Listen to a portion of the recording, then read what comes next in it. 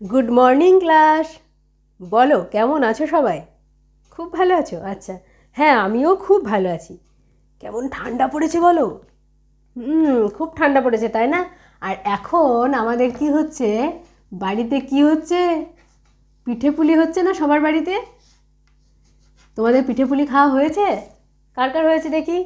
বাবা, সবার পিঠে পুলি খাওয়া হয়ে গেছে। বাহ, খুব ভালো। হ্যাঁ, আমিও পিঠে পুলি খেয়েছি জানো তো। গতকালই আমাদের বাড়িতে পিঠে পুলি হয়েছিল। আর সেই পিঠে পুলি খাওয়া নিয়ে আমি আর আমার ভাই মিলে ভীষণ মজা করেছি। কি মজা করেছি চলো বলি তাহলে তোমাদের। গতকাল আমার মা আমাকে 5টি পিঠে দিয়ে বললেন যে ভাইয়ের সাথে সমানভাবে ভাগ করে নিয়ে খাবি। আমি বললাম ঠিক আছে। তারপর আমি আমার ভাইকে ডাক দিলাম। আমার ভাই আসতেই আমি তাকে একটা প্লেট দিলাম, দিয়ে বললাম এটা তোর প্লেট আর এটা হলো আমার প্লেট। তাহলে আমার মা আমাদেরকে কটি পিঠে দিয়েছিল গো? 5টি। Very good. তাহলে আমাদেরকে 5টি পিঠে দেওয়া হয়েছিল। এবার এই 5টি পিঠে কাদের মধ্যে ভাগ হবে? আমি আর আমার ভাইয়ের মধ্যে, তাই তো? তাহলে আমরা কজন? দুইজন। দুজনের মধ্যে তাহলে এই 5টা পিঠে কিন্তু আমরা ভাগ করে নেব। এবার ভাই আমাকে ভাগ করার দায়িত্ব দিল। আর আমি তো দুইয়ের ঘরের নামটা পড়ে এসেছিলাম, আমরা তো আগের দিন পড়েছি তাই না? তোমরাও তো পড়েছো।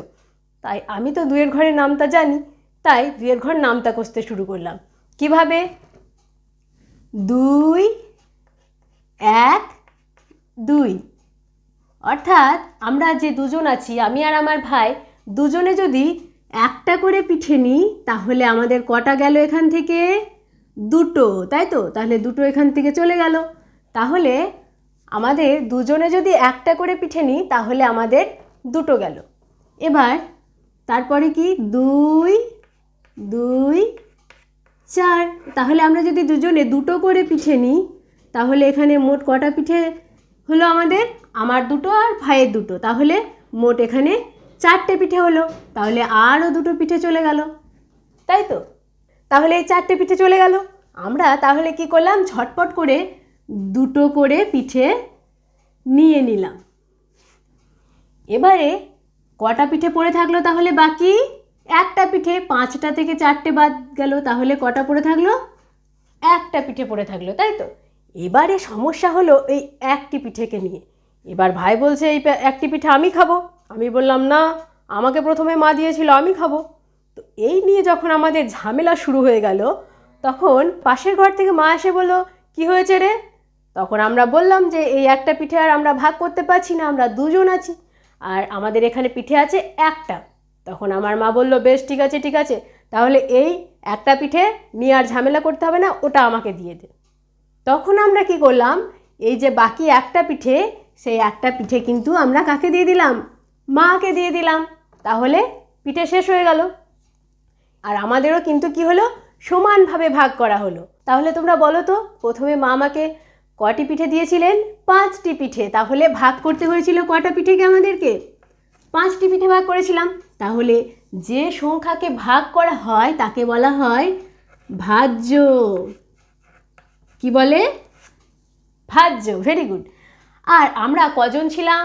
দুজন ছিলাম, তার মানে 5টা পিঠে দুজনের মধ্যে ভাগ করতে হয়েছিল, তাই তো?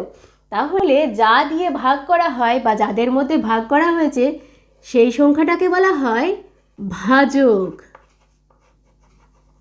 এবারে ভাগ করার পর আমরা কতগুলো করে পিঠে পেলাম?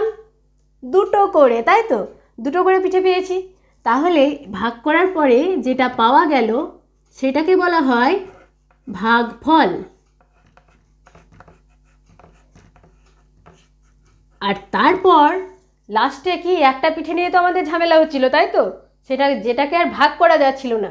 তাহলে শেষে যে সংখ্যাটাকে আর ভাগ করা যায় না সেটাকে বলা হয় ভাগ শেষ।